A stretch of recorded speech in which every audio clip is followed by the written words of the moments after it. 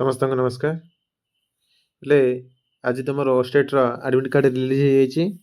ଯେଉଁମାନେ ପିଲା ଡାଉନଲୋଡ଼୍ କରିନ ଆଡମିଟ୍ କାର୍ଡ଼ ଡାଉନଲୋଡ଼୍ କରିନେବ। ଆଉ ତୁମର ପରୀକ୍ଷା ସେଣ୍ଟର ପିଲେ କେଉଁଠୁ ଆସିଛି ଘର ପାଖରୁ ତାକୁ ମଧ୍ୟ ଦେଖିନେବ। କେତେ ଦୂରରେ କାହାର ପିଲେ ଏକ୍ଜାମ୍ ସେଣ୍ଟର ଅଛି ସେହି ହିସାବରେ ନିଜକୁ ତା ପୂର୍ବଦିନ ପ୍ରସ୍ତୁତ କରି ରଖିବ କି ଏକ୍ଜାମ୍ ସେଣ୍ଟରରେ ମୋତେ ଟାଇମ୍‌ରେ ପହଞ୍ଚିବାର ଅଛି। ଆଉ ପିଲେ ଏକ୍ଜାମ୍ ମୋତେ ଭଲରେ ଦେବାର ଅଛି। ଆଉ ଯେଉଁମାନେ ପିଲେ ବାହାରେ ଅଛ ସେମାନେ ତ ଏବେ ଘରକୁ ଫେରିବ। ଆଉ ଯେଉଁମାନେ ପିଲେ ଘରକୁ ଆସିବ ସେମାନଙ୍କର ସମୟ ପିଲେ ଯେମିତି ହେଲେ ବି 2-4 ଦିନ ପିଲେ ଏପଟ ସେପଟ ହେଇଯିବ। ତଥାପି ପିଲେ ତୁମେ ବେଶୀ ବ୍ୟସ୍ତ ହେବନି। ବାସ୍ ଯେତିକି ପଢ଼ିଛ ତାକୁ ପିଲେ ଭଲ ଭାବରେ ପରୀକ୍ଷାରେ ୟୁଜ୍ କରିବ। ତ ପିଲେ ଆଜି ଆମେ କ'ଣ ଦେଖିବା ପିଲେ ନା ହାଉ ଟୁ ଆପିୟର ଓଷ୍ଟେଟ୍ ଏକ୍ଜାମ୍। ଆମେ ଏଇ ଯେଉଁ ଓଷ୍ଟେଟ୍ ଏକ୍ଜାମ୍‌ଟି ହେବାକୁ ଅଛି ଏବେ ସେ ଏକ୍ଜାମ୍‌ଟିକୁ ଆମେ କେମିତି ଆପିୟର କରିବା, ତାର ଷ୍ଟ୍ରାଟେଜି କ'ଣ ରହିବ, ଆଉ ଆମେ କେମିତି ଭଲ ରେଜଲ୍ଟ କରିବା ପିଲେ। Strategies for acing your OSTET exam. ଆମେ କେମିତି ଓଷ୍ଟେଟ୍ ଏକ୍ଜାମ୍‌ଟିରେ ଭଲ ସ୍କୋର କରିପାରିବା, କେମିତି ଏକ୍ଜାମ୍‌ଟିକୁ ଆମେ କ୍ଲିୟର କରିପାରିବା ତା ଉପରେ ଆଜି କିଛି ଚର୍ଚ୍ଚା କରିବା। ଆଉ ଏକ୍ଜାମ୍‌ରେ କ'ଣ ଆମେ ସବୁ ସାବଧାନତା ରଖିବା ପିଲେ। ଆମ ହାତରେ କେତେ ଦିନ ଅଛି ପିଲେ? 10 ଦିନ ମାତ୍ର। ତେବେ 10 ଦିନ ଭିତରୁ ଗୋଟିଏ ଦିନ ଆମର ପିଲେ ପରୀକ୍ଷା ହେଇଯିବ। ତେବେ ଆମ ହାତରେ ରହିଲା ପିଲେ 9 ଦିନ। ଆମେ 9 ଦିନରେ କ'ଣ କରିବା ଆଉ କେମିତି ପିଲେ ଆମେ କଲେ ଆମେ ଓଷ୍ଟେଟ୍ ଏକ୍ଜାମ୍‌ଟା ଆମେ କ୍ଲିୟର କରିପାରିବା ପିଲେ। କାରଣ ତୁମେ ଏପର୍ଯ୍ୟନ୍ତ ବହୁତ ପିଲେ ପଢ଼ି ସାରିବଣି, କିନ୍ତୁ ଲାଷ୍ଟ ଏଇ ଯେଉଁ ରହିଲା ଲାଷ୍ଟ ଡେଜ୍ ଗୁଡ଼ିକ, ଏଇ ଡେଜ୍ ଗୁଡ଼ିକ ହିଁ ତୁମ ମାଇଣ୍ଡକୁ ଏବେ ବେଶୀ ଖରାପ କରିବାର ସାର୍ ପାଖେଇ ଆସିଲାଣି, ସମୟ ପାଖେଇ ଆସିଲାଣି, ମୁଁ ପଢ଼ିନି ଏମିତି ସବୁ ଭାବନା ଆସିବ। ତଥାପି ଆମକୁ ମୁଣ୍ଡକୁ ଶାନ୍ତ ରଖିବାକୁ ପଡ଼ିବ ଆଉ ଆମର ଲକ୍ଷ୍ୟରେ ଆମକୁ ପହଞ୍ଚିବାକୁ ପଡ଼ିବ। ଆମେ କେମିତି ଏକ୍ଜାମ୍ ଦେବା ତା ବିଷୟରେ ଦେଖିବା।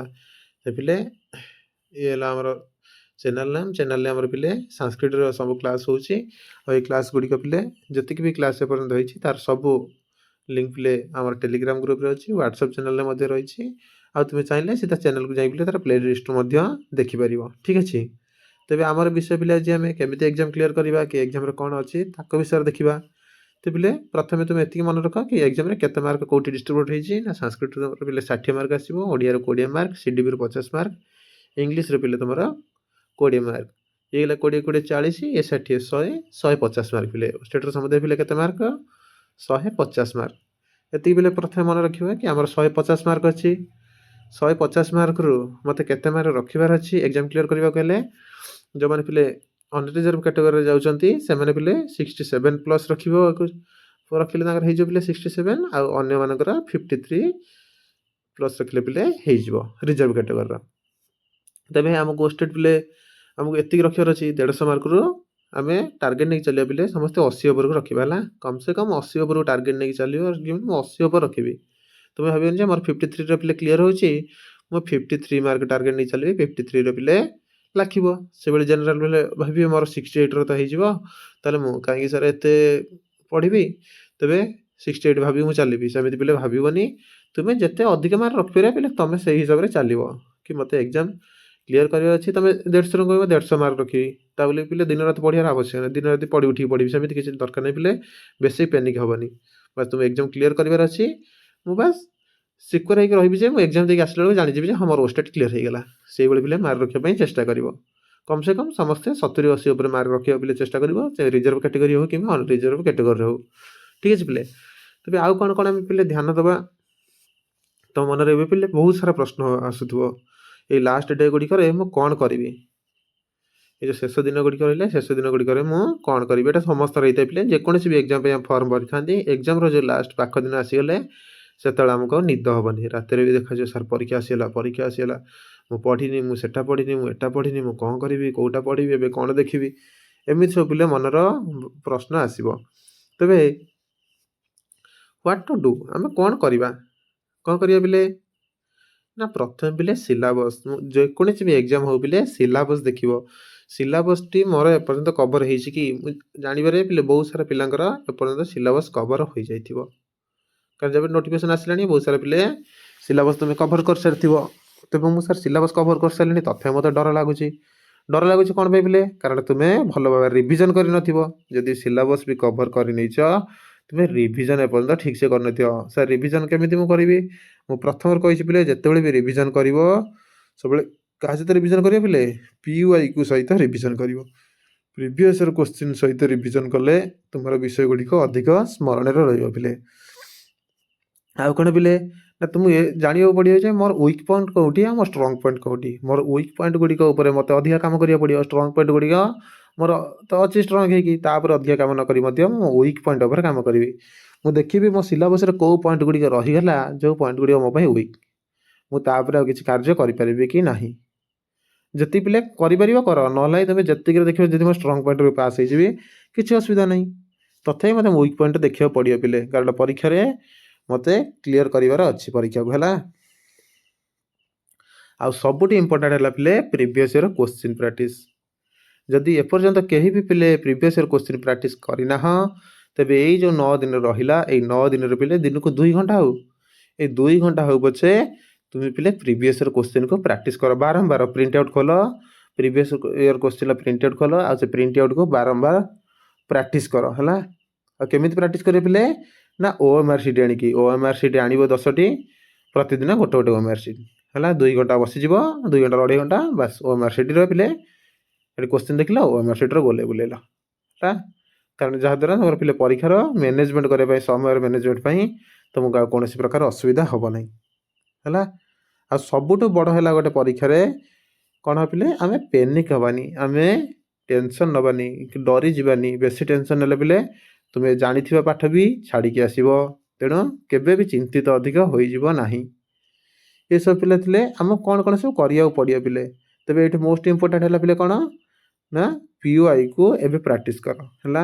ମକ୍ ଟେଷ୍ଟ ହେଉ, ପ୍ରିଭିୟସ୍ ଇୟର କ୍ୱେଶ୍ଚିନ୍ ହେଉ, ତୁମେ ଯେଉଁଠି ଯଦି ପିଲା ଜଏନ୍ କରିଥିବ କେଉଁଠି କୋଚିଂରେ, ସେଠି ଏବେ ମକ୍ ଟେଷ୍ଟ ଚାଲିଥିବ, ମକ୍ ଟେଷ୍ଟକୁ ଭଲ ଭାବରେ ଦିଅ, ବାରମ୍ବାର ଦିଅ। ଯେଉଁ ଗୋଟେ ଥର ମକ୍ ଟେଷ୍ଟ ଦେଲ ତାକୁ 2-3 ଦିନ ଧର ଦିଅ, ଏଇଭଳିଆ କର ପିଲେ ହେଲା। ଆଉ ଯେଉଁମାନେ କେଉଁଠି ବି ଜଏନ୍ କରିନ, ସେମାନେ ପ୍ରିଭିୟସ୍ ଇୟର କ୍ୱେଶ୍ଚିନ୍ ପିଲେ ଉଠୁଅ, ନେଟ୍ରେ ସବୁ ତ ମିଳୁଛି, ବାସ୍ ତାକୁ ପ୍ରାକ୍ଟିସ୍ କରିଚାଲ ହେଲା। ଏ ହେଲା ପିଲେ କିଛି ଆମେ କ'ଣ କରିବା, ଏବେ ଏଇ 10 ଦିନ ଭିତରେ ଆମେ କ'ଣ କରିବା। ଆଉ ପିଲେ ଏକ୍ଜାମ୍ରେ ଆମେ କ'ଣ କରିବା? ସାର୍ 10 ଦିନ ଭିତରେ ମୁଁ ଏଇସବୁ ତ କରିବି, ମୁଁ ମୋ ସିଲାବସ୍କୁ କଭର୍ କରିସାରିଛି, ମୁଁ ଏବେ ରିଭିଜନ୍ କରିବି। ରିଭିଜନ୍ କେମିତି କରିବି ନା POIQ ସହିତ ରିଭିଜନ୍ କରିବି ଆପଣ କହିଲେ। ତେବେ ମୁଁ ଏକ୍ଜାମ୍ରେ ଯାଇ କ'ଣ କ'ଣ କରିବି? ସାର୍ ଏକ୍ଜାମ୍ରେ ପିଲେ କ'ଣ କରିବ? ବହୁତ ପିଲା ଦେଖିବ ପିଲେ ଏକ୍ଜାମ୍ ହଲ୍କୁ ଯେ କହିବେ କାଲି ତ ଏକ୍ଜାମ୍ ଅଛି, ମୁଁ କଲେ ଏକ୍ଜାମ୍ ହଲ୍ରେ ସେଇଠି ଯାଇକି ଆଡ଼ମିଟ୍ କାର୍ଡ଼ଟା ଖୋଲିବି। ବହୁତ ପିଲା ଏମିତି ମୁଁ ଦେଖିଛି ପିଲେ, ମୁଁ ବି ଏକ୍ଜାମ୍ ଦେଲାବେଳେ ପିଲା କ'ଣ କରିବେ ନା ଆଡ଼ମିଟ୍ କାର୍ଡ଼ ପରୀକ୍ଷାରେ ଯେତେବେଳେ ପରୀକ୍ଷା ଦେଇତେ ଯିବେ, ସେ ଏକ୍ଜାମ୍ ସେଣ୍ଟର ପହଞ୍ଚିଲା ପୂର୍ବରୁ ଯାଇ ପଚାରିବେ ଭାଇ ଜେରକ୍ସ ଦୋକାନଟା କେଉଁଠି ଅଛି, କହିଲେ ଟିକେ ଦେଖିଛ କି, ମୁଁ ଗୋଟେ ଆଡ଼ମିଟ୍ କାର୍ଡ଼ ଖୋଲିଥିଲି, ଆଡ଼ମିଟ୍ କାର୍ଡ଼ଟା ଛାଡ଼ିକି ପଳେଇଲି, ମୁଁ ଭୁଲିଗଲି। ପିଲା ଆଜିଠୁ ତୁମ ଆଡ଼ମିଟ୍ କାର୍ଡ଼, ଆଜି ଆଡ଼ମିଟ୍ କାର୍ଡ଼ ଆସିଲା, କାଲି ସମସ୍ତେ ଆଡ଼ମିଟ୍ କାର୍ଡ଼ ଡାଉନଲୋଡ଼ କରିବ, ଡାଉନଲୋଡ଼ କରି ଗୋଟେ ଫାଇଲ୍ରେ ପୁରେଇବ ହେଲା। ଗୋଟେ ଫାଇଲ୍ରେ ପୁରେଇବ, ସେ ଫାଇଲ୍ରେ କ'ଣ କ'ଣ ଆଉ ସବୁ ପୁରେଇ ଦେବ ଆଜିଠୁ, ତୁମ ଆଡ଼ମିଟ୍ କାର୍ଡ଼, ତୁମର ଫଟୋ ଆଇଡେଣ୍ଟି, ଆଉ ଫଟୋ ଆଉ ପେନ୍ 2ଟି ପିଲେ, ସେ ବ୍ଲୁ ପେନ୍ ହଉ ବ୍ଲାକ୍ ପେନ୍ ହଉ, ଆଜିଠୁ ପିଲେ ପୁରେଇକି ତାକୁ ରଖିଥିବ ହେଲା। ଆଜିର ଏଇ 4ଟି ଯାକ ଜିନିଷ ସଜାଡ଼ିକି ରଖିଥିବ, ସେଟା ତୁମ ବ୍ୟାଗ୍ରେ ପଡ଼ିଥିବ। ଯେବେ ବି ଏକ୍ଜାମ୍କୁ ବାହାରିବ ବାସ୍ ସେଇ ଫାଇଲ୍ଟି ଧରିଲ ଚାଲିଲ। ଆଉ ସେଠି ପିଲେ ପ୍ରିଣ୍ଟ ଖୋଲିବି ଦେଖିବି ସେମିତି ନାହିଁ ପିଲେ। ଆଉ ପିଲେ ତୁମର କଲର୍ ପ୍ରିଣ୍ଟ ହେଉ କିମ୍ବା ବ୍ଲାକ୍ ଆଣ୍ଡ ହ୍ୱାଇଟ୍ ପ୍ରିଣ୍ଟ ହେଉ, ଯେଉଁ ପ୍ରିଣ୍ଟ ହେଲେ ପିଲେ ଚଳିବ ହେଲା। ତୁମେ ଯେଉଁ ଭଳିଆ ସୁବିଧା ହେବ ତୁମେ ପିଲେ ପ୍ରିଣ୍ଟ କରିନେବ। ହେଲା ପିଲେ ସବୁଠୁ ମୁଖ୍ୟ କଥା, ଆଡ଼ମିଟ୍ କାର୍ଡ଼ ବିନା ତୁମେ ପରୀକ୍ଷା ହେଲେ ବସିପାରିବ ନାହିଁ, ତେଣୁ ଆଡ଼ମିଟ୍ କାର୍ଡ଼ ଆଜିଠୁ ସାଇଜ୍ କରି ରଖ। ଫଟୋ ଆଇଡେଣ୍ଟି ବିନା ତୁମେ ଛାଡ଼ିବେନି, ସେ ଫଟୋ ଆଇଡେଣ୍ଟି ରଖିଥିବ ପିଲେ। ତାପରେ ପେନ୍ ନେଇକି ଯିବ, କାରଣ ବହୁତ ପିଲା ଯିବେ ହଲ୍ରେ ବସାରିଲା ପରେ କହିବ ମୁଁ ପେନ୍ ଆଣିନି ଭାଇ, ପେନ୍ ଆଣିଛୁ ନା ଦେନ୍ ଟିକେ। ଏମିତି ପିଲା ତୁମକୁ ମିଳିବେ ପିଲେ ପରୀକ୍ଷା ସେଣ୍ଟରରେ, ପେନ୍ ଆଣିନଥିବେ, ତୁମକୁ ପେନ୍ ସେଇଠି ମାଗିବେ, ମୁଁ ପେନ୍ଟା ଭୁଲିଗଲି, ମୋତେ ଟିକେ ପେନ୍ଟା ଦେବେ କି, ଟିକେ ହେଲ୍ପ କରିବେ କି, ଏମିତି କହିବେ ପିଲେ। ତେଣୁ ଆଜିଠୁ ତୁମେ ପେନ୍ ନେଇକି ରଖ, ଯେମିତି ଏକ୍ଜାମ୍ ଟେନସନ୍ରେ ଆଉ ପେନ୍ ବି ଛାଡ଼ିକି ଯିବ ନାହିଁ ହେଲା। ତାପରେ କ'ଣ କରିବା ଆମେ ଏକ୍ଜାମ୍ରେ ବସିଲା ବେଳେ ନା, ପ୍ରଥମେ ଆମକୁ ଯେଉଁ OMR ସିଟ୍ଟି ମିଳିବ, ଆମେ ସେ OMR ସିଟ୍କୁ ଭଲସେ ଦେଖିବା। ସେ OMR ସିଟ୍ର ସବୁ ଠିକ୍ଠାକ୍ ଅଛି ତ, ସେ ରାଉଣ୍ଡ ଗୁଡ଼ିକ ଠିକ୍ ଅଛି ତ, ତା'ର ସାର୍କଲ୍ ଗୁଡ଼ିକ ଠିକ୍ ଅଛି ତ, ସବୁ ନମ୍ବର ଅଛି ତ, ଏଇସବୁକୁ ଭଲ ଭାବରେ ଲକ୍ଷ୍ୟ କରିବ। ଯେ ସବୁ ଚେକ୍ କରିସାରିଲ ପ୍ରଥମେ, ତା ପୂର୍ବରୁ କିଛି ବି ଗାର ମାରିବନି, ପ୍ରଥମେ ସବୁକୁ ଚେକ୍ କରିବ। ତମ ରୋଲ୍ ନମ୍ବର ଠିକ୍ ଅଛି, ଯଦି ନାଁ ପ୍ରିଣ୍ଟ ହେଇକି ଆସିଥିବ ତେବେ ଦେଖିବ ତମ ନାଁ ଠିକ୍ ଅଛି କି, ତମ ରୋଲ୍ ନମ୍ବର ଠିକ୍ ଅଛି କି ନାହିଁ, ଆଉ ସବୁ ସାର୍କଲ୍ ଗୁଡ଼ିକ ଅଛି କି ନାହିଁ, ପୁରା 1.5 ନମ୍ବର OMR ଅଛି କି ନାହିଁ, ଏ ସବୁକୁ ଲକ୍ଷ୍ୟ କରି, ଗୋଟେ ଚିରିନି ତ କୋଉଠି ଗାର ପଡ଼ିନି, ସବୁ ଲକ୍ଷ୍ୟ କରିସାରିଲା ପରେ ତାପରେ ପିଲେ ଦେଖିବ ଯେ ତୁମ ରୋଲ୍ ନମ୍ବର ପିଲେ ଲେଖା ହେଇକି ଆସିଥିବ, ତାହେଲେ ଭଲ କଥା। ରୋଲ୍ ନମ୍ବରଟିକୁ ତୁମ ଆଡ଼ମିଟ୍ କାର୍ଡ଼ରେ ଦେଖି ଆଉ ଥରେ ତାକୁ କରେକ୍ସନ୍ ଦେଖିବ ଠିକ୍ ଅଛି କି ନାହିଁ, ତାକୁ ମିଳେଇ ନେବ। ଯଦି ଭୁଲ ଥିବ ସାଙ୍ଗେ ସାଙ୍ଗେ ତୁମର ଯିଏ ପରୀକ୍ଷାରେ ନିରୀକ୍ଷକ ଥିବେ ତାଙ୍କୁ ଦେଖେଇବ ପିଲେ ହେଲା। ଆଉ ତାପରେ କ'ଣ କରିବ ପିଲେ ନା, ତୁମର ସେଟ୍ ଅଫ୍ କ୍ୱେଶ୍ଚିନ୍ ପେପର୍, ତୁମର କ୍ୱେଶ୍ଚିନ୍ ପେପର୍ ଯେଉଁ ସେଟ୍ଟି ଆସିଥିବ, A ହେଉ କିମ୍ବା B ହେଉ କିମ୍ବା D ହେଉ C ହେଉ ଯାହା ବି ଆସିଥିବ, ସେ ସେଟ୍ଟିକୁ ପିଲା ଦେଖିବ। ଆଉ OMRରେ ତୁମ ସେଟ୍ଟିକୁ ଆଗେ ଲେଖିବ, ଆଉ ସେଟ୍ ଜାଗାରେ ଠିକ୍ ଭାବରେ ପିଲେ ରାଉଣ୍ଡଟି ଲଗେଇବ। କାରଣ ଯେପର୍ଯ୍ୟନ୍ତ ତୁମେ ରୋଲ୍ ନମ୍ବର ତୁମର ଏକ୍ଜାମ୍ ପେପର୍ ସେଟ୍ ଏସବୁ ପିଲା ଠିକ୍ସେ ନ ଲେଖିଛ ତାହେଲେ ତୁମେ ଏକ୍ଜାମ୍ରେ 100 ମାର୍କ ରଖିଲେ ବି ତୁମର ମାର୍କ ଆସିବନି, ତୁମେ ଫେଲ୍ ହେବ ପିଲେ। ତେଣୁ ପ୍ରଥମେ 5 ମିନିଟ୍ ଯାଉ ପଛେ ହେଲା, ତୁମେ ଭାବ ସାର୍ ସମୟ ପଳେଇବ, ମୋ ସମୟ ହେବନି। ଆରେ 5 ମିନିଟ୍ ଯାଉ, ଯଦି 5 ମିନିଟ୍ ବି ତୁମର ଯାଉଛି ଏସବୁ କରିବାରେ, ତୁମର ରୋଲ୍ ନମ୍ବର ଚେକ୍ କରିବାରେ, ତୁମର କୋଶ୍ଚିନ୍ ସେଟ୍ ପେପର୍ ଲେଖିବାରେ ହେଲା, ଆଉ ଯଦି ରୋଲ୍ ନମ୍ବର ଡାର୍କ କରିବାରେ 5 ମିନିଟ୍ ବି ଯାଉଛି, କିଛି ଅସୁବିଧା ନାହିଁ ପିଲେ। 5 ମିନିଟ୍ ଗଲେ ଯାଉ, ଏଇ 5 ମିନିଟ୍ ଭଲ ଭାବରେ ପିଲେ ଲଗେଇବ, ତରବର ହେବନି, ଜମା ଭୁଲ୍ ଭାଲ୍ ରୋଲ୍ ନମ୍ବର ଭରିବନି କିମ୍ବା ସେଟ୍ କୋଡ଼୍ ଭୁଲ୍ ଭାଲ୍ ଭରିବନି ହେଲା। ଆଉ ଗୋଟେ ପିଲେ ମୁଖ୍ୟ କଥା କ'ଣ ହେଲା ନା, ମୁଁ ଠିକ୍ ଜାଗାରେ ଗୋଲେଇ ବୁଲଉଛି କି ନାହିଁ, ଡାର୍କ ରାଇଟ୍ ସାର୍କଲ୍। ଯଦି ନମ୍ବର 1 ନମ୍ବର ଲେଖିଲି ରୋଲ୍ ନମ୍ବରରେ, ମୁଁ 1 ଜାଗାରେ ଗୋଲେଇ ବୁଲଉଛି ନା 2 ନମ୍ବରରେ ଗୋଲ ବୁଲଉଛି ଦେଖିବ ପିଲେ। ଠିକ୍ ଜାଗାରେ ଗୋଲ ବୁଲେଇବ, ସେ କୋଶ୍ଚିନ୍ ଆଟେଣ୍ଡ ବେଳେ ହେଉ କିମ୍ବା ତୁମ ରୋଲ୍ ନମ୍ବର ଫିଲ୍ଅପ୍ ବେଳେ ହେଉ କିମ୍ବା ସେଟ୍ ଫିଲ୍ଅପ୍ ବେଳେ ହେଉ, ସାର୍କଲ୍ ପିଲେ ଠିକ୍ ଜାଗାରେ ବସିବା ଦରକାର ହେଲା। ସାର୍କଲ୍ ଭିତରେ ଠିକ୍ସେ ଭରିବ ହେଲା। ଆଉ କ'ଣ ପିଲେ ନା, ନେଗେଟିଭ୍ ମାର୍କିଂ ଏଠି ନାହିଁ। ନେଗେଟିଭ୍ ମାର୍କିଂ ନାହିଁ ପିଲେ। ମୁଁ 100-150 ମାର୍କ ଯଦି 150ଟା କୋଶ୍ଚିନ୍ ବି ଆଟେଣ୍ଡ କରୁଛି, ନେଗେଟିଭ୍ ମାର୍କିଂ ନାହିଁ, ତେବେ ମୁଁ ଏଠି ଆଉ କୋଶ୍ଚିନ୍ ଛାଡ଼ିବି ନାହିଁ। ମୋତେ ଆସୁ ନ ଆସୁ ମୁଁ ଦ୍ୱନ୍ଦ୍ୱରେ ଥାଏ, ଯେଉଁଠି ବି ଥାଏ ପିଲେ। ତୁମକୁ ଯେଉଁଟା ଲାଗିବ ହଁ ଏଇଟା ହେଇପାରିବ, ତୁମକୁ ଆସୁନି ସେ କୋଶ୍ଚିନ୍, ବାସ୍ କିଛି ଭାବିବା ନାହିଁ, ଯେଉଁଟା ତୁମକୁ ଠିକ୍ ଲାଗୁଛି ସେଇଟା ଗୋଲେଇ ବୁଲ ଚାଲ, ସେଠି ଆଉ ଛାଡ଼ିବନି ପିଲେ ହେଲା। ନେଗେଟିଭ୍ ମାର୍କିଂ ନାହିଁ ମାନେ ମୁଁ 150ରୁ 150 କୋଶ୍ଚିନ୍ ଆଟେଣ୍ଡ କରିବି। ମନେ ରଖିଥିବେ ପିଲେ। ପିଲା ଏପର୍ଯ୍ୟନ୍ତ ଭାବନ୍ତି କି ସାର୍ ନେଗେଟିଭ୍ ମାର୍କିଂ ଅଛି କି, ସେ ନାହିଁ ପିଲେ ହେଲା। ନେଗେଟିଭ୍ ମାର୍କିଂ ୱେଷ୍ଟେଡ଼୍ରେ ନାହିଁ। ତ ପିଲେ ଏସବୁ ହେଲା ଆମର ଯୋଗାଯୋଗର ମାଧ୍ୟମ, ଠିକ୍ ଅଛି। ଟେଲିଗ୍ରାମ, ହ୍ୱାଟ୍ସଆପ୍ ସବୁ ସାଂସ୍କ୍ରିଟ୍ ସୌଭାଗ୍ୟ ନାଁରେ ପିଲେ ଅଛି ହେଲା। ତାପରେ ପିଲେ ମୁଁ ସାର୍ କେଉଁଠିକୁ ମୁଁ କଭର୍ କରିବି, ଇଏ ଗଲା ପିଲେ। ତୁମେ ଏକ୍ଜାମ୍ରେ କ'ଣ କରିବ ଆଉ କ'ଣ ଏମିତି କେମିତି ରିଭିଜନ୍ କରିବ। ତେବେ ମୁଁ ଧର ପିଲେ ଗୋଟେ ପିଲାଟେ କହିବ ସାର୍ ମୁଁ ଏପର୍ଯ୍ୟନ୍ତ କେବଳ ସାଂସ୍କ୍ରିଟ୍ ପଢ଼ିଛି, ଓଡ଼ିଆ ପଢ଼ିଛି, ଆଉ CDBରେ ସାର୍ ମୁଁ କିଛି ମାତ୍ର ପଢ଼ିଛି, ଅଧା ପଢ଼ିଛି, ଇଂଲିଶ ସାର୍ ସୁଦ୍ଧା ମୁଁ ପଢ଼ିନି। ବହୁତ ପିଲା ଏମିତି ଥିବେ ଇଂଲିଶ ଏପର୍ଯ୍ୟନ୍ତ ଖୋଲି ନଥିବେ। ଆମ ସାଂସ୍କ୍ରିଟ୍ ପିଲା ମୁଁ ଜାଣିଛି ହେଲା, ବହୁତ ପିଲା ଇଂଲିଶ ଖୋଲି ନଥିବେ। ତେବେ ସେମାନଙ୍କ ପାଖରେ ରହିଲା କେତେ ମାର୍କ, ଇଏ ପିଲେ 80, ଇଏ 50, 130 ମାର୍କ ସେମାନଙ୍କ ପାଇଁ। ତୁମେ 150 ମାର୍କ ପ୍ରିପାରେସନ୍ କରିଥିବା ବେଳେ ସେମାନେ 130 ମାର୍କ ପ୍ରିପାରେସନ୍ କଲେ, ସେ 130 ମାର୍କରୁ ପିଲା ଆମେ କ୍ୱାଲିଫାଏ କରିପାରିବେ କି ନାହିଁ? ହଁ ସାର୍ 130 ମାର୍କରୁ ମଧ୍ୟ ଆମେ କ୍ୱାଲିଫାଏ କରିପାରିବା। ଯଦି ମୁଁ 130 ମାର୍କ ପ୍ରିପାରେସନ୍ କରିଛି ଠିକ୍ସେ, ସେତିକିରେ ମଧ୍ୟ ମୁଁ କ୍ୱାଲିଫାଏ କରିପାରିବି। କେମିତି କ୍ୱାଲିଫାଏ କରିବି? ପ୍ରଥମେ ପିଲେ ଯେବେ ତୁମେ ଯିବ ଏକ୍ଜାମ୍ ହଲ୍ରେ ବସିବ ମାନେ ପ୍ରଥମେ ସାଂସ୍କ୍ରିଟ୍ ପାର୍ଟର ପିଲେ ଆରମ୍ଭ କରିନେବ ହେଲା। କାରଣ ଆମେ ଏଇ ବିଷୟକୁ ଭଲ ଭାବରେ ପଢ଼ିଛନ୍ତି, ଆମେ ଏଠି ଆମର ବେଶୀ ବିଳମ୍ବ ହେବ ନାହିଁ। କୋଶ୍ଚିନ୍ ବୁଝିବାରେ ହେଉ କିମ୍ବା ଆନ୍ସର୍ କରିବାରେ ହେଉ, ଆମ ପେପର୍ ଯେହେତୁ ଏଠି ଆମର ଏତିକି ବିଳମ୍ବ ହେବନି। ତେଣୁ ଆମେ ସିଧା ଯିବା, ଆମେ ସାଂସ୍କ୍ରିଟ୍ ପାର୍ଟଟିକୁ ଉଠେଇଲେ। ଆଉ ଦେଖ ପିଲା, ମୁଁ କହିଛି ସାଂସ୍କ୍ରିଟ୍ ପାର୍ଟର ଯେଉଁ ଆମର ରହିଛି ୟୁନିଟ୍ 1, ୟୁନିଟ୍ 3 ଆଉ ୟୁନିଟ୍ 6, ଏଇ ଯେଉଁ 4ଟି ଯାକ ୟୁନିଟ୍ ରହିଲା 40 ମାର୍କ। ଏ 40 ମାର୍କ ପିଲେ ତୁମର ଓଷ୍ଟେଟ୍ କ୍ଲିୟର କରିବାରେ ପିଲେ ସବୁଠୁ ସହଜ କୋଶ୍ଚିନ୍ ଆଉ ସହଜ ଉପାୟରେ ଏଇଠି ହିଁ ତୁମ ମାର୍କ ମିଳିପାରିବ। ତେବେ ଏଇ 40 ମାର୍କ ଆମେ ଭୁଲ କରିବାନି, ଆମେ ଟାର୍ଗେଟ୍ ନେଇଛନ୍ତି। ତେବେ ତୁମେ ପ୍ରଥମେ ପିଲେ କୋଶ୍ଚିନ୍ ଦେଖିଲ, ବାସ୍ ଆଟେଣ୍ଡ କରିଚାଲିବ ପିଲେ ହେଲା। ପ୍ରଥମେ ସାଂସ୍କ୍ରିଟ୍ କୋଶ୍ଚିନ୍ ଦେଖିବ, ଆଉ କେମିତି ଆଟେଣ୍ଡ କରିବ ପିଲେ ମୁଁ ନେକ୍ସଟ ସ୍ଲାଇଡ଼ରେ କହିବି। ହେଲେ ପିଲେ ଆମେ ଫାଷ୍ଟ ସାଂସ୍କ୍ରିଟ୍ ପାର୍ଟକୁ ଯିବା ହେଲା। ସାଂସ୍କ୍ରିଟ୍ ପାର୍ଟ ଗଲା ପରେ ତାପରେ ମୋର ସାଂସ୍କ୍ରିଟ୍ର କିଛି ରହିଗଲା କୋଶ୍ଚିନ୍, ମୁଁ ଆହୁରି କରିପାରିଲିନି, ତାକୁ ପିଲେ କିଛି ସମୟ ହୋଲ୍ଡ କରିବ, ତାକୁ ଛାଡ଼ିବ। ମୁଁ ଓଡ଼ିଆ ପାର୍ଟକୁ ତାପରେ ଯିବି, ଓଡ଼ିଆ କରିଦେଇ ଯିବି। ଓଡ଼ିଆ ଆମର ପାସେଜ୍ ଆସିଥିବ, ତାର ଏଠି ବିଶେଷଣ, ବିଶେଷ୍ୟ, ରୂଢ଼ି ଏଭଳି ସବୁ ଆସିଥିବ ସବୁ ପିଲାଙ୍କ ସିଲାବସ୍ ହିସାବରେ। ତେବେ ଓଡ଼ିଆ କରିଦେଇଯିବି, କାରଣ ଓଡ଼ିଆ ହେଲା ଆମର ମାତୃଭାଷା। ଓଡ଼ିଆରେ ପିଲେ ବହୁତ ସାରା ବିଷୟ ତୁମକୁ ଜାଣିଥିବ, କାରଣ ସଂସ୍କୃତର ବ୍ୟାକରଣ ଯେଉଁଭଳି ଓଡ଼ିଆ ବ୍ୟାକରଣ ମଧ୍ୟ ତଥାକଥିକ ସେଇଭଳି ପିଲେ ହେଲା। ତେଣୁ ଓଡ଼ିଆ ବ୍ୟାକରଣ ଯେହେତୁ ସଂସ୍କୃତ ବ୍ୟାକରଣ ଫଲୋ କରୁଛି, ତେବେ ଓଡ଼ିଆ ବ୍ୟାକରଣର ମଧ୍ୟ ତୁମର ଅତେ ଭୁଲ ହେବ ନାହିଁ। ଓଡ଼ିଆରେ ମଧ୍ୟ 20ରେ ପିଲେ ଆରାମରେ 18-19 ପିଲେ ମାର୍କ ଆଣିପାରିବ ହେଲା। ଯେହେତୁ ଏଠି ଗୋଟେ ପାସେଜ୍ ବି ଆସିବ ହେଲା, ତ ପାସେଜ୍ କରିପାରିବ। ତାର ପିଲେ ଏପର୍ଯ୍ୟନ୍ତ ମୁଁ କହୁଛି କ'ଣ, ଯେଉଁମାନେ ଇଂଲିଶ ପଢ଼ିନ ପିଲେ, CDB ବି ପିଲେ ବହୁତ ପିଲା ତୁମେ ପଢ଼ିଥିବ। CDBରୁ 50 ମାର୍କ ଅଛି। 50ରୁ ପିଲେ ମୋତେ ଯେତିକି ଆସୁଛି ମୁଁ ତାକୁ କରିଚାଲିବି, ଆଉ ଯେଉଁଗୁଡ଼ାକ ଆସୁନି, ମୋତେ ଯେଉଁଟା ଟିକେ ଅଧିକ ଭଲ ଲାଗୁଛି ମୁଁ ତାକୁ ଗୋଲେଇ ବୁଲେଇ ବି ଚାଲିବି। ଏଠି ପିଲେ ଆଉ ସମୟ ରଖିବନି କି ମୁଁ ଆଉ ଥରେ ପଛରେ ମାରିବି ହେଲା। ତାପରେ ଲାଷ୍ଟକୁ ଆସିଲା ଇଂଲିଶରେ ଗୋଟେ ପାସେଜ୍ ଆସିଥିବ ପିଲେ, ପାସେଜ୍ ଟିକେ ଭଲ ଭାବରେ ପଢ଼ିବ, ପାସେଜ୍ରେ ନିଶ୍ଚୟ ମାର୍କ ମିଳିଯିବ। ଆଉ ଅନ୍ୟ ଗୁଡ଼ିକ ଗ୍ରାମାର ଯେଉଁ ଥିବ ପିଲେ, ବେସିକ୍ ଗ୍ରାମାର, ତୁମକୁ ଯାହା ଆସିବ ତୁମେ ତ ମାରିବ, ଯାହା ଆସୁନି ତୁମକୁ ଯେଉଁଟା ଠିକ୍ ଲାଗିବ ଗୋଲେଇ ମାରିବ, ହେଲା କଥା ପିଲେ। ତେବେ ଏଇଠି ଦେଖ ଆମେ କେତେ ମାର୍କ ତଥାପି ଆଣିପାରିବା। ଦେଖ ପିଲେ, ମୋ ସାଂସ୍କ୍ରିଟ୍ରୁ ମୁଁ କହିଲି ତୁମେ 40 ମାର୍କ ଧର ଆଣିଲ, ମୁଁ 60ରୁ 40 ମାର୍କ ଆଣିଲି। ଓଡ଼ିଆରୁ ମୋ ପିଲା ଆଣିବେ 10 ମାର୍କ, 20ରୁ 10 ରଖିପାରିବନି, ପାସେଜ ସହିତ ମିଶେଇ 10 ମାର୍କ ରଖିବି। ତାର ହେଲେ ମୁଁ ସାର୍ ତାପରେ ସିଡିପିରୁ ଆଣିବି ମୁଁ 15 ମାର୍କ, 15 ମାର୍କ ଆଣିବି। ମୋର ଏଠି କେତେ ମାର୍କ ହେଲାଣି ପିଲେ ଦେଖ, ମୋର ଏଠି 65 ମାର୍କ ହେଇଗଲା। ଏଇଠି ଗୋଟେ ରିଜର୍ଭ କ୍ୟାଟେଗୋରୀର ପିଲା, ରିଜର୍ଭ କ୍ୟାଟେଗୋରୀ ପିଲା ଏଇଠି ପିଲେ ପାଇଯିବ। ଆଉ ମୁଁ ଯଦି ଏଠି 20 ମାର୍କ କରିଦିଏ ସାର୍, ଏଇଟାକୁ ସିଡିପିଟାକୁ ଯଦି ମୁଁ 20 ନେଇ ଆସେ, 50ରୁ 20, 50ରୁ 20 ଯଦି ମୁଁ ନେଇ ଆସିଛି, ସମସ୍ତେ ପିଲା ଦେଖ ଏଠି ପାସ୍ ହେଇଯିବ ହେଲା। ତ 50 ମାର୍କରୁ ଯଦି ସିଡିପିରୁ ବି 20 ଆଣିବ, ସିଡିପିର 20 ମାର୍କ 50ରୁ, ଓଡ଼ିଆରୁ 10 ଆଉ ସାଂସ୍କ୍ରିଟ୍ରୁ 40, ଏଇଠି ହେଇଗଲେ 70 ମାର୍କ, ତୁମେ ସମସ୍ତେ ପାସ୍ ହେଇଯିବ ପିଲେ ହେଲା।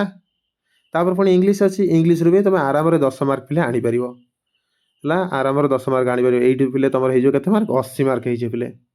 80 ମାର୍କ ହେଲେ ତ ସମସ୍ତ ରୋଷ୍ଟେଡ଼ କ୍ଲିୟର ପିଲେ। ଏତିକି ପିଲେ ତୁମେ ଧ୍ୟାନପୂର୍ବକ କରିବାର ଅଛି। ୟା ଭିତରୁ ବି ପିଲା ରହିବେ ଯେଉଁ ପିଲାମାନଙ୍କର ଆହୁରି ମଧ୍ୟ କ୍ଲିୟର ହେବ ନାହିଁ। ତେଣୁ ପିଲେ ଧ୍ୟାନପୂର୍ବକ ଏକ୍ଜାମ୍ ଦେବ, କାରଣ ଆଗକୁ SSB TGT ଆସିବାର ଅଛି। ଆଉ ଏବେ ତ ଦେଖୁଥିବ ସମସ୍ତେ ପ୍ରାୟ ୟୁଟ୍ୟୁବରେ କହୁଛନ୍ତି କି ସିଟ୍ ବି ବଢ଼ି ଆସିପାରେ, କେସ୍ ବି ଚାଲିଛି। ଯଦି କେସ୍ରେ ସେଭଳି କିଛି ମତ ଆସିଲା, ସରକାରଙ୍କ ପକ୍ଷରୁ କିଛି ତଥ୍ୟ ଆସିଲା, ତେବେ ସିଟ୍ ବି ଇନକ୍ରିଜ୍ ହୋଇପାରେ SSB TGTର। ତେଣୁ ତୁମେ ପିଲେ ଓଷ୍ଟେଡ଼ କ୍ଲିୟର କରିଥିଲେ ତ SSB TGTରେ ବସିପାରିବ, ଠିକ୍ ଅଛି। ତୁମେ ଧ୍ୟାନପୂର୍ବକ ଏକ୍ଜାମ୍ ଦେବ। ଆଉ କ'ଣ କରିବା ପିଲେ ନା, ହାଉ ଟୁ ଆଟେଣ୍ଡ କୋଶ୍ଚିନ୍ସ, ଆମେ କେମିତି ପ୍ରଶ୍ନାବଳୀକୁ ଆଟେଣ୍ଡ କରିବା ହେଲା। ପ୍ରଶ୍ନାବଳୀ ଗୁଡ଼ିକ କେମିତି ଆଟେଣ୍ଡ କରିବା ପିଲେ, ଦେଖ ପିଲେ ଆମେ 3ଟି ରାଉଣ୍ଡରେ ମଧ୍ୟ ପ୍ରଶ୍ନପତ୍ର ଦେଖିପାରିବା। ସବୁଠୁ ହେଲା 1ରେ ସବୁଠୁ ସରଳ ପ୍ରଶ୍ନ, 2 ନମ୍ବରରେ ତାଠୁ ଟିକେ କଠିନ ପ୍ରଶ୍ନ ମଧ୍ୟମ ସ୍ତରରେ, 3 ନମ୍ବର ପିଲେ ଯେଉଁଟା ସବୁଠୁ ଆମ ପାଇଁ ଅଧିକ କଷ୍ଟ। ଏଇଟା ପିଲେ ଆମେ ପରୀକ୍ଷାରେ ଏଇଭଳିଆ କରନ୍ତି। ଏଇଭଳିଆ କଲେ କ'ଣ ହେବ ନା, ତୁମକୁ ଟିକେ ସହଜ ହେବ। ଆଉ ସମୟ ବଞ୍ଚାଇବା ପାଇଁ କ'ଣ କରିବ ପିଲେ, ମୁଁ ଏକାଥରେ କୋଶ୍ଚିନ୍ ଉଠେଇଲି ସାଂସ୍କ୍ରିଟ୍ ପାର୍ଟର। ମୁଁ ସାଂସ୍କ୍ରିଟ୍ ପାର୍ଟର କୋଶ୍ଚିନ୍ ଉଠେଇଲି, ମୁଁ ପଢ଼ି ଚାଲିଲି ପିଲେ, ଓମାର ଗୋଲେଇ ବୁଲେଇବା ପୂର୍ବରୁ ମୁଁ ପଢ଼ି ଚାଲିଲି। ମୋର ଯେତିକି କୋଶ୍ଚିନ୍ ଆସିଥିବ ବାସ୍ ସେଇଠି ଛୋଟ ଛୋଟ ସାର୍କଲ୍ ବୁଲେଇଲି, କୋଶ୍ଚିନ୍ ବୁଲେଇ ଚାଲିଲି ହେଲା। ମୋର ହେଲା ସାଂସ୍କ୍ରିଟ୍ ପାର୍ଟ ସରିଗଲା, ସାଙ୍ଗେ ସେଇଠି ବୁଲେଇବି। ଏମିତି କିଛି ପିଲା କରନ୍ତି। ଆଉ କିଛି ପିଲା 1 ନମ୍ବର ଏ ମାରିଲି, ଏଠି ମୋର 1 ନମ୍ବର ଏ ଠିକ୍ ଅଛି, ମୁଁ ଏଠି ଗୋଲେଇ 1 ନମ୍ବର ଏ, 2 ନମ୍ବର ବି, ଏଠି ବୁଲେଇବି ବି। ଏମିତି ପିଲା କଲେ ବହୁତ ସମୟ ଯିବ। ତୁମେ ଟାର୍ଗେଟ୍ ନିଅ, ମୁଁ ଏମିତି ଏକାଥରେ 60 କୋଶ୍ଚିନ୍ ଆଟେଣ୍ଡ କରିବି ନା 40 କୋଶ୍ଚିନ୍ ଆଟେଣ୍ଡ କରିବି। ମୁଁ ପ୍ରଥମେ ପଢ଼ି ଦେଇଯିବି। ଫାର୍ଷ୍ଟ ରାଉଣ୍ଡରେ ଆସିଲା ସଂସ୍କୃତର 60ଟା କୋଶ୍ଚିନ୍, ମୁଁ ଫାର୍ଷ୍ଟ ରାଉଣ୍ଡ ପେପର ଉଠେଇଲି, 1 number A, 2 number B, 3 number C, 4 number D, 5 number B. ଏଇଭଳି ପିଲେ ମୁଁ କୋଶ୍ଚିନ୍ର ସାର୍କଲ୍ ବୁଲେଇ ଚାଲିଲି ହେଲା। ମୋର 10ରୁ 15 ମିନିଟ୍ ଲାଗିଲା, ଧର ମୋର 50ଟା କୋଶ୍ଚିନ୍ କି 40ଟା କୋଶ୍ଚିନ୍ ପାଇଁ। ତାପରେ ମୋତେ ଆଉ କିଛି ଆସୁନି, ଛାଡ଼, ସେଇ 40ଟା କୋଶ୍ଚିନ୍ ମୋର ସମାଧାନ ହେଇଗଲା। ମୁଁ 40ଟା କୋଶ୍ଚିନ୍ର ସାଙ୍ଗେ ସାଙ୍ଗେ ସାର୍କଲ୍ ଠିକ୍ ଠାକ୍ ସେ ଦେଖିକି ବୁଲେଇ ଦେବି ହେଲା। ଏମିତି କଲେ କ'ଣ ପିଲେ, ତୁମେ ଅଳ୍ପ ସମୟରେ ମଧ୍ୟ କୋଶ୍ଚିନ୍ ଆରାମରେ ଆଟେଣ୍ଡ କରିପାରିବ, ସମୟ ମ୍ୟାନେଜମେଣ୍ଟ କରିପାରିବ, ଆଉ ତୁମେ ପ୍ୟାନିକ୍ ହେବ ନାହିଁ। ଦେଖିଲା ବେଳକୁ ତୁମେ ମାରି ଚାଲିଥିବ, କିଛି ପିଲା କହିବେ ନା ମୁଁ ଏଠି କାହିଁ 40ଟା କୋଶ୍ଚିନ୍, ମୋ ଏକାଥରେ 150 କୋଶ୍ଚିନ୍ ଠିକ୍ ମାର୍କରେ କୋଶ୍ଚିନ୍, ତାପରେ ବୁଲେଇବି। ସେମିତି ନୁହେଁ ପିଲେ, ଅଳ୍ପ ଅଳ୍ପ ଷ୍ଟେପ୍ ନେଇକି ଚାଲ। ମୁଁ ସାଂସ୍କ୍ରିଟ୍ର 60 କୋଶ୍ଚିନ୍ 40ଟା କୋଶ୍ଚିନ୍ ମୋତେ ଆସିଲା, 40ଟା କୋଶ୍ଚିନ୍ ମୁଁ ଠିକ୍ ଏଠି ଫାର୍ଷ୍ଟ ସାର୍କଲ୍ କରିଦେଇଛି କୋଶ୍ଚିନ୍ ପେପରରେ, ମୁଁ ସେଇଟାର 40ଟା କୋଶ୍ଚିନ୍ ଗୋଲେଇ ମାରିଦେଲେ, ତାପରେ ଆଗକୁ ଚାଲିଲି ହେଲା। ଏ ପିଲେ ଏମିତି ସମୟ ଆଡ଼ଜଷ୍ଟ କରିହେବ। ତୁମେ ଗୋଟେ କୋଶ୍ଚିନ୍ ଏଠି ଠିକ୍ କରିବ, ଆଉ ଗୋଟେ କୋଶ୍ଚିନ୍ ଏଠି ସାର୍କଲ୍ କରିବ, ସେମିତି ହେଲେ ପିଲେ ଫସିବ, ବହୁତ ସମୟ ଯିବ ହେଲା। ସେମିତି କେହି କରିବ ନାହିଁ। ଆଉ କ'ଣ କରିବ, 3ଟି ରାଉଣ୍ଡରେ କରିବ। ଯେଉଁଟା ତୁମ ପ୍ରଥମେ ଯେଉଁ ପ୍ରଶ୍ନ ଗୁଡ଼ିକ ଆସୁଛି ତାକୁ ସବୁ ସାର୍କଲ୍ କରି ନେଇଯିବ ହେଲା। 2ୟ ନମ୍ବର ଯେଉଁଟା ମଧ୍ୟମିତ, ଆଉ 3rd ନମ୍ବର ପିଲେ ତୁମକୁ ଆସୁ ନ ଆସୁ ଗୋଲେଇ ବୁଲେଇବ, ଆଉ ଯେଉଁଟା ତୁମକୁ ଠିକ୍ ଲାଗିବ। ଆଉ ଯେହେତୁ ନେଗେଟିଭ୍ ମାର୍କିଂ ନାହିଁ, ବୁଲେଇ ଚାଲିବ। ତାହେଲେ ପ୍ରଶ୍ନ ଟିକେ ପୂର୍ଣ୍ଣ ଭାବରେ ପଢ଼ିବା। ମୁଁ ପ୍ରଶ୍ନ ଟିକେ ଭଲ ଭାବରେ ପଢ଼ିବି। କ'ଣ ପାଇଁ ପିଲେ, କାରଣ ଦେଖ ମୁଁ କିଛି ପ୍ରଶ୍ନ ଅଧା ପଢ଼ିକି ମୁଁ ଭାବିବି ଏଇଟା ଉତ୍ତର ପାଇଁ ଏଇଟା ହେଇଥିବ, ବୁଲେଇଦେବି। ଲାଷ୍ଟ ବେଳକୁ ସେ ଖେଳ କରିଦେଇଥିବ, ଲାଷ୍ଟ କେଉଁଠି ଅସ୍ତି ନାସ୍ତି ଏଇଭଳିଆ ଲେଖିଦେଇଥିବ, ଗୋଟେ ନଟ୍ ଥିବ ହେଲା, କେଉଁଠି ପଜିଟିଭ୍ ନେଗେଟିଭ୍ ଏଇଭଳିଆ ଲାଷ୍ଟ ଟାଇମ୍ରେ ଥାଏ କୋଶ୍ଚିନ୍ରେ। ତେଣୁ ମୁଁ ପୂର୍ଣ୍ଣ ପ୍ରଶ୍ନଟିକୁ ଭଲ ଭାବରେ ଆଗେ ପଢ଼ିବି। ଏତିକି ପିଲେ ଧ୍ୟାନ ଦେବ, ମୁଁ ପ୍ରଶ୍ନଟିକୁ ପୁରା ପଢ଼ିବି, ଅଧା ପଢ଼ିକି ଏନ୍ଜୟ କରିବି ନାହିଁ। ଆଉ କ'ଣ ନା, ବିକଳ୍ପ ଗୁଡ଼ିକ ମଧ୍ୟରେ ପୂର୍ଣ୍ଣ ଭାବରେ ପଢ଼ିବି। ବିକଳ୍ପ ଗୁଡ଼ିକ 4ଟା ଅପସନ୍ ଅଛି, ମୁଁ 4ଟା ଯାକ ଅପସନ୍ ପଢ଼ିବି। କ'ଣ ପାଇଁ, ଯେଉଁଟା ସବୁଠାରୁ ଅଧିକ ଠିକ୍ ହେଇଥିବ ମୁଁ ସେଇ ଅପସନ୍ଟିକୁ ବାଛିବି। ତେଣୁ ମୁଁ 4ଟି ଯାକ ଅପସନ୍ ପଢ଼ିବି। ବେଳେବେଳେ ହେଇଥାଏ 3ଟି ଯାକ ପ୍ରଶ୍ନ, 3ଟି ଯାକ ଅପସନ୍ ପିଲେ ପ୍ରଥମ 3ଟି ଯାକ ପଜିଟିଭ୍ ଥାଏ, ଆଉ 4 ନମ୍ବରଟା ସେମାନଙ୍କ ଠାରୁ ଆହୁରି ପଜିଟିଭ୍ ଥାଏ ହେଲା। ତେଣୁ ମୁଁ ଅନ୍ତିମ ବିକଳ୍ପ ପର୍ଯ୍ୟନ୍ତ ପଢ଼ିବି। प्रश्न भल भाव पढ़ी विकल्प को भल भाव पढ़ी आउ कौन करी जदि प्रश्न आसुनी तेज समय नष्ट कर आगू चली मत 1 नंबर क्वेश्चन सर आसलानी मुझे बसिक घंटे भाविनी 1 नंबर क्वेश्चन आसुनी तो छाड़ 2 नंबर सेकेंड फेज रे देखा 2 नंबर क्वेश्चन चल 2 नंबर आसला 3 नंबर आसला 3 नंबर चल 4 नंबर आसला 4 नंबर कर 5 नंबर आसुनी टे छाड़ 6 नंबर चल मैंने संस्कृत पाठ में ये कर है सीडीपी से तुमको जो प्रश्न गुड़ी आसूब सागे सागे तो करदे आ जोटा टिके डाउट थी बोले हाँ मुझे पारि छाड़ी चलो आ जोड़ा मत शुद्ध आसुनी हेटी आ छाड़बी पचक मुझे आसिक करी आसुनी मैंने सीधा जोटा मत ठीक लगे गोले बुले भी चलि है से समय बचे अच्छी आमर सब क्वेश्चन मुझे 150 क्वेश्चन अटेंड करी जदि मत कि आसुनी सब मुझे पढ़ी पारि लास्ट को 10-15 मिनट रहा मुझे पढ़ी मोर गोले बुले मन इच्छा है जिते टार्गेट पूरा होमती किसी पिला कर कारण छाड़ी आसब ना है तुम सर्कल भी तुम मार्क आसपे है कौन है तार जो प्रश्न आसबनी